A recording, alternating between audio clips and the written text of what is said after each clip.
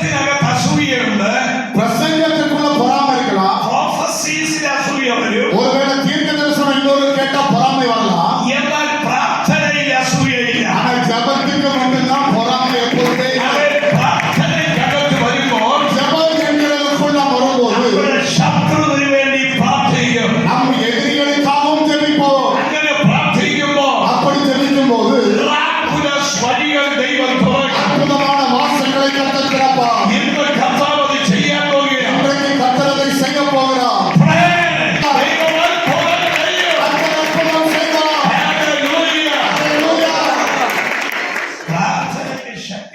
ஜபத்துக்கு என்று வல்லமை இருக்கிறது. എനിക്ക് ഒരേ കാരണമുണ്ട്. எனக்கு அந்த 1 ஏக்கர் இடம் கிடைத்தது. അതിനിടയ്ക്ക് ഒരു 27 ഉണ്ട്. அதற்கு இடையில ஒரு 27 இருந்தது. സെന്റ് ഉണ്ട്. സെന്റ് இடம். അതിനപ്പുറത്ത് 3 ഏക്കർ ഉണ്ട്. அதற்கு பிறகு இன்னொரு 3 ஏக்கர். ഈ വർഷം എല്ലായപ്പോൾ இந்த வருடம் முடிந்த நேரத்தில் പ്രയർ റൂമിൽ പോയി ஜப அறைக்குள்ளே போய் പ്രാർത്ഥിക്കാൻ തുടങ്ങി. ஜெபிக்க ஆரம்பிச்சேன். കർത്താവേ, ഈ ജനുവരി മാസത്തിന് ஆண்டவரே, இந்த ஜனவரி மாதம் ഈ സ്ഥലം എനിക്കാണ് വേണം. ஆண்டவரே, இந்த இடம் எனக்கு வேண்டும். அந்த മനുഷ്യൻ തരമാണ്. அந்த நடுவுல இருக்கிற 27 சென்ட் வச்சிருக்கிறவர் தரமாட்டார். കുടിയനായ മനുഷ്യനാണ്. குடிகாரன் அவர். എന്നാൽ പ്രാർത്ഥിച്ചു. ஆனால் ஜெபித்தேன். ലാസ്റ്റ് വീക്കിൽ கடைசி வாரத்துல എന്നെ വിളിച്ചു പറഞ്ഞു, அந்த நபர் என்னை அழைத்து சொன்னார், பாஸ்டர், ഈ സ്ഥലം ഞാൻ തരികയാണ്. இந்த இடத்தை நான் உங்களுக்கே தரேன். கர்த்தர் அற்புதம் செய்தார். പ്രാർത്ഥനയ്ക്ക് miracles ഉണ്ട്. ஜெபத்திற்கு பதில்கள் உண்டு. പ്രാർത്ഥിച്ചാൽ അത്ഭുതം നടക്കും. ஜெபித்தால் அற்புதம் நடக்கும். Miracle, அற்புதம், miracle, அற்புதம், miracle, அற்புதம், miracle. அற்புதம். Hallelujah. ஹல்லேலூயா. ശക്തിയുള്ളവരായി മാറും. நீங்கள் வல்லமையுள்ளவர்களாய் மாறுவீர்கள். നിങ്ങൾ 1 മണിക്കൂർ പ്രാർത്ഥിച്ചിട്ട് 1 மணி நேரம் ஜெபித்து விட்டு 1/2 മണിക്കൂർ preach ചെയ്താൽ 1/2 மணி நேரம் பிரசங்கம் பண்ணா tremendous healing നടക്കും. நல்ல அற்புதம் உங்க பிரசங்கத்திலே நடக்கும். നിങ്ങളുടെ മിനിസ്ട്രിയിൽ അനേകർ എഴുന്നേൽക്കും. உங்க ஊழியத்தில் அநேகர் எழுப்பப்படுவார்கள். നിങ്ങളുടെ മിനിസ്ട്രിയിൽ prophetesസും എഴുന്നേൽക്കും. உங்க ஊழியத்தில் தீர்க்கதரிசிகளும் தீர்க்கதரிசனம் சொல்கிறவர்கள். പ്രാർത്ഥനയെ തൊടാൻ ആർക്കും പറ്റുകയില്ല.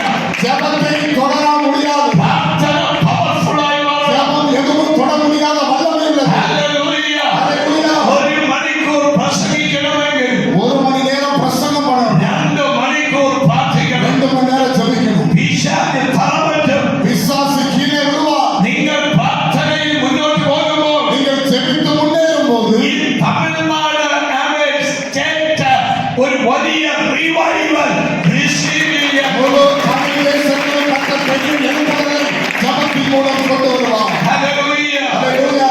ഇത് ഞാൻ പ്രസംഗിക്കാൻ പോകുന്നത് இந்த இரவு நான் பேச போகிற the unshakable love of the Father. அசைக்க முடியாத பிதாவினுடைய அன்பு, കുലുക്കാൻ കഴിയാത്ത പിതാവിന്റെ സ്നേഹം. அடக்க முடியாத தெய்வத்தின் அன்பு. പിതാവിന്റെ സ്നേഹത്തെ ആർക്കും ഷെയ്ക്ക് ചെയ്യാൻ പറ്റുകയില്ല. பிதாவின் அன்பை ஒருவரும் அசைக்க முடியாது. നിങ്ങൾ ഒരു പിതാവാണോ? நீங்கள் ஒரு தகப்பனா? നിങ്ങൾ ഒരു പിതാവാണോ? நீங்கள் ஒரு தகப்பனா? നിങ്ങളുടെ സ്നേഹത്തെ ഷെയ്ക്ക് ചെയ്യാൻ കഴിയില്ല. அப்படியானால் உங்கள் அன்பை எதுவும் மாற்ற முடியாது. നമ്മൾ എപ്പോഴും ഒരു fatherly heart നമുക്കുണ്ടാകണം. எப்பொழுதும் நமக்கு ஒரு தகப்பனுடைய இருதயம் தேவை. അത് ദൈവത്തിന് നമ്മളോട് ഉണ്ടായിരുന്നു. அதுதான் ஆண்டவர் மேல் வைத்த இருதயம். അത് തിരിക്കുന്നവർക്ക് ഷെയ്ക്ക് ഹാൻഡ് കൊടുത്തിട്ട് പറ, the unshakable love of the Father. பக்கத்தில் உள்ளவங்களுக்கு கை கொடுத்து சொல்லுங்க, பிதாவின் அசைக்க முடியாத அன்பு. അവൻ ക്ഷയിക്കാത്ത സ്നേഹം. அசைக்க முடியாத அன்பு. ദൈവത്തിന്റെ സ്നേഹം ക്ഷയിക്കത്തില്ല. ஆண்டவருடைய அன்பை ஒருபோதும் அசைக்க ആ முடியாது. സ്നേഹം നമ്മെ വിട്ടുപോകത്തില്ല. அந்த அன்பு நம்மை ஒருபோதும் விட்டு ആ போகாது. സ്നേഹം നമ്മളിലൂടെ ഉണ്ട്. அது எப்போதும் நம்மோடு உண்டு. ഓ, ഹല്ലേലൂയ. ஹல்லேலூயா. കഴിഞ്ഞ ദിവസം கடந்த வருடம் ഒരു ഹസ്ബൻഡ് ആൻഡ് വൈഫ് പ്രാർത്ഥിക്കാൻ വന്നു. ஒரு கணவன் மனைவி குடும்பமாய் ஜெபிக்க வந்தார்கள். അവർ കല്യാണം കഴിഞ്ഞിട്ട് ഏതാണ്ട് 10 വർഷമായി. திருமணமாகி கிட்டத்தட்ட 10 வருடமானவர்கள். അവർക്ക് കുഞ്ഞുങ്ങളില്ല. அவர்களுக்கு பிள்ளைகள் இல்லை. ആ മകൻ എന്നോട് പറഞ്ഞു, அந்த மனைவி என்னை பார்த்து சொன்னார்கள், എന്റെ ഓൺ ഡാഡിക്ക് എന്നോട് ലവ് സ്നേഹമില്ല. பாஸ்டரையா, என் சொந்த தகப்பனுக்கு என்ற ஒரு அன்பு இல்லை. ഞാൻ ചോദിച്ചു, എന്ത് പറ്റി? நான் கேட்டேன், என்ன நடந்தது? ചിന്ന പ്രായം മുതൽ എന്നെ എപ്പോഴും അടിക്കും. அவங்க சொன்னாங்க, சிறு வயதிலிருந்தே என் தகப்பனை பயங்கரமா அடிப்பார். ഇപ്പോൾ പഠിച്ച് എനിക്ക് ജോലി കിട്ടി. இப்ப நான் நல்லா படித்து எனக்கு ஒரு வேலையும் கிடைத்து விட்டது. ഈയിടെ ജോലി പോയി. இப்போ வேலைக்கு போய் அந்த வேலைக்கு போன கையில் பைசா இல்ல.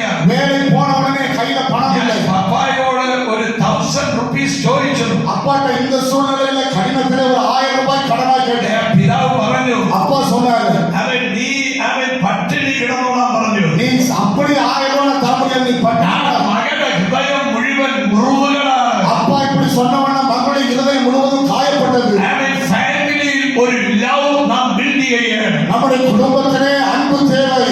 ഹസ്ബൻഡ് ആൻഡ് വൈഫ് എപ്പോഴും ലവ് ബിൽഡ് ചെയ്യണം. கணவன் மனைவிக்கு இடையில எப்பொழுதும் அன்பு பரிமாற்றம் ഒരു வேண்டும். കുടുംബത്തിനകത്ത് സ്നേഹമില്ലെങ്കിൽ, ஒரு குடும்பத்திற்குள் அன்பு இல்லை என்றால் അവൻ വാക്കുകളല്ല സ്നേഹം. நாம் பேசுகிற வார்த்தையில் காண்பிக்கும் அன்பல்ல. ചിലപ്പോൾ അവൻ ഹണി, അവൻ ലവർ, അവൻ മോളെ എന്നൊക്കെ വിളിച്ചാലും ഇന്റേണൽ ലവ് കാണുകയില്ല. சில நேரம் மகளே அல்லது ஹனி அன்பே தேவனோடு பேசினாலும் உள்ளே அன்பு இருக்க வேண்டும் என்று அவசியம் இல்லை. ഇതിനകത്ത് എത്രയോ ഫാമിലി ബ്രോക്കൺ ആയിരിക്കുന്നു. இந்த சாயங்கால வேளையில இதற்குள்ள எத்தனையோ குடும்பங்கள் உடைக்கப்பட்ட நிலையில் இருக்கிறது. എത്രയോ പിള്ളേർക്ക് പേരൻസിൽ നിന്ന് ലവ് കിട്ടുന്നില്ല. எத்தனையோ பிள்ளைகள் பெற்றோரிடத்திலிருந்து கிடைக்க வேண்டிய அன்பு இல்லை. എത്രയോ ഭാര്യമാർക്ക് ഹസ്ബൻഡിൽ നിന്ന് ലവ് കിട്ടുന്നില്ല. இருக்கிற எத்தனையோ மனைவிகளுக்கு கணவனிடத்திலிருந்து அன்பு இல்லை. എത്രയോ ഭർത്താവിന് കുടുംബത്തിൽ നിന്ന്, അപ്പനിൽ നിന്ന്, ഭാര്യയിൽ നിന്ന് സ്നേഹം കിട്ടുന്നില്ല. எத்தனையோ கணவன்மார்களுக்கு மனைவியிடத்திலிருந்து பெற்றோரிடத்திலிருந்து அன்பு இல்லை. ഒരു എക്സ്റ്റേണലായിട്ട് ഒരു ഫാമിലി ഇങ്ങനെ പോയിക്കൊണ്ടിരിക്കുന്നു. அது வெளிப்பிரகாரமாய் பார்த்தால் ஒரு குடும்பமாக எப்படியோ ஓடிக்கொண்டிருக்கிறது. നമുക്കതല്ല വേണ്ടിയത്. நமக்கு தேவை அது அல்ல. ഹൃദയത്തിനകത്തുള്ള പെയിൻഫുൾ സിറ്റുവേഷൻ കംപ്ലീറ്റ് നാം ചേഞ്ച് ചെയ്യണം. நம்முடைய இருதயத்திற்குள்ளே இருக்கிற அந்த காயங்களை முற்றிலுமாக நாம் ஒழித்து விட வேண்டும். നിങ്ങളുടെ പിതാവിനോടും മാതാവിനോടും പാസ്റ്ററോടും നിങ്ങൾ ക്ഷമിക്കണം. உங்களுடைய அப்பாவோடு அம்மாவோடு பாஸ்டரோடு நீங்கள் மன்னிப்பு கேட்க வேண்டும். നിങ്ങളുടെ കുഞ്ഞുങ്ങളോട് ക്ഷമിക്കണം. பிள்ளைகள் மேல் ஒரு மன்னிப்பை கொடுக்க வேண்டும். അവൻ നാം ഈ ഭൂമിയിലായിരിക്കുമ്പോൾ இந்த உலகத்தில் நாம் இருக்கும்போது ഒരു കിങ്ഡം ബിൽഡറാണ്. நாம் ஒரு தேவ ராஜ்யத்தை கட்டுகிறவர் என்பது ക്രിസ്തുവിന്റെ സ്നേഹം, அந்த தேவனுடைய அன்பின் மூலமாக unshakable love of Father. இந்த தகப்பனுடைய அன்பு எப்படிப்பட்டது? அசைக்க ആ முடியாதது. സ്നേഹം നമ്മളിൽ ഇംപ്ലിമെന്റ് ചെയ്യണം. அந்த அன்பு நமக்குள்ளும் கிரியை செய்ய வேண்டும். Hallelujah. அல்லேலூயா. ഞാൻ എന്റെ ഭാര്യയോട് വഴക്കുണ്ടാക്കിയിട്ടുണ്ട്. பாஸ்டர் அம்மாவோட இங்க மேடையில் இருக்கிறாங்க, அவங்களோடு எனக்கு நான் சண்டை போட்டிருக்கேன் ചില സമയത്ത്. சில நேரங்களில். പക്ഷേ ஆனால் ഓൺ ദ സ്പോട്ടിൽ சண்டை போட்டு உடனே പോയി അങ്ങേ நான் போய் கட்டி கொடுப்பேன். രണ്ടുമ്മ കൂടുതൽ കൊടുത്ത് ഞാൻ ക്ഷമ പറയും. எப்பவும் கொடுக்கிறதோட 2 நிமிஷம் அதிகமா கொடுத்து மன்னிப்பு கேட்பேன். ഒരു സെക്കൻഡ് എനിക്ക് അങ്ങനെ നിൽക്കാൻ പറ്റില്ല. ஒரு நொடி சண்டை போட்டு நான் பிரிந்திருக்க முடியாது. ദൈവം എനിക്ക് തന്ന ലൈഫ് പാർട്ണറാണ്. இது கர்த்தர் எனக்கு கொடுத்த வாழ்க்கை துணை. അതിനെ വേദനിപ്പിക്കാൻ പാടില്ല. அதை நாம வேதனைப்படுத்த கூடாது. ഇത് പണ്ടത്തെ കാര്യമാണ്. இது நான் ஆரம்பத்திலிருந்து செய்த காரியம். ഇപ്പൊ ഒരു കുഴപ്പമില്ല. இப்போ ஒண்ணுமே கிடையாது. ഓരോ ദിവസവും ലവ് കൂടിക്കൊണ്ടിരിക്കും. ஒவ்வொரு நாளும் எங்கள் அன்பு கூடிக்கொண்டே இருக்கிறது. ഹസ്ബൻഡ് ആൻഡ് വൈഫ് ഒരുമിച്ച് പ്രാർത്ഥിക്കുമ്പോൾ கணவன் மனைவி ஒன்று சேர்ந்து ஜெபிக்கும் போது നിങ്ങളുടെ പ്രയർ പവർഫുൾ ആയി മാറും. அவருடைய ஜெபம் வல்லமை உள்ளதாய் மாறும். ഈ ലോകത്തിൽ ജീവിക്കുമ്പോൾ இந்த உலகத்தில் வாழும்போது നിങ്ങളുടെ ഫാമിലി ലൈഫ് ബിൽഡ് ചെയ്യണം. உங்களுடைய குடும்ப வாழ்க்கை கட்டி எழுப்பப்பட வேண்டும். ആദ്യം നിങ്ങളുടെ ഫാമിലി ബിൽഡ് ചെയ്യണം. முதல்ல உங்க குடும்பம் கட்டப்படும். അങ്ങനെ നിങ്ങൾ സഭയിൽ വരുമ്പോൾ அப்படி கட்டப்பட்ட குடும்பமாய் சபைக்கு வரும்போது സഭ ബിൽഡ് ചെയ്യും. சபை கட்டப்படும். ഹല്ലേലൂയ. அல்லேலூயா. നിങ്ങൾ ഫാമിലിയിൽ നിങ്ങൾ ബിൽഡ് ചെയ്യുമ്പോൾ நீங்கள் കുടുംബத்தை கட்டி எழுப்பும் போது നിങ്ങൾക്ക് വേണ്ടി തന്ന പാസ്റ്ററെ നിങ്ങൾ ഹോണർ ചെയ്യും. நீங்க உங்களுக்கு கொடுத்த ஆண்டவர் கொடுத்த ஊழியக்காரை கனம் பண்ண ஆரம்பிப்பீங்க. ആമേൻ. ஆமென். ദൈവത്തിന്റെ സ്ഥാനാപതിയാണ് നിങ്ങളുടെ പാസ്റ്റേഴ്സ്. உங்களுக்கு கர்த்தர் கொடுத்த ஊழியக்காரர் தேவனுடைய ஸ்தானாதிபதி. നിങ്ങൾക്ക് തന്ന പ്രോഫറ്റ് കർത്താവ് തന്ന ഒരു പ്രവാചകനാണ്. உங்களுக்கு கர்த்தர் கொடுத்த ஊழியர் தேவன் கொடுத்த தீர்க்கதரிசி. നിങ്ങൾക്ക് തന്ന അപ്പോസ്തലൻ ദൈവം തന്ന ഒരു അപ്പോസ്തലനാണ്. உங்களுக்கு கர்த்தர் கொடுத்த அப்போஸ்தலர் ஆண்டவரால் கொடுத்தது. നിങ്ങൾ അവരെ റെസ്പെക്ട് ചെയ്യണം. அவர்களுக்கு கொடுக்க வேண்டிய கணத்தை கொடுக்க வேண்டும். ഇതുവരെ പോയ സകല റൂട്ടും ക്യാൻസൽ ചെയ്ത് അവൻ നിങ്ങൾ മടങ്ങി വന്ന് അവന്റെ unshakable love of the Father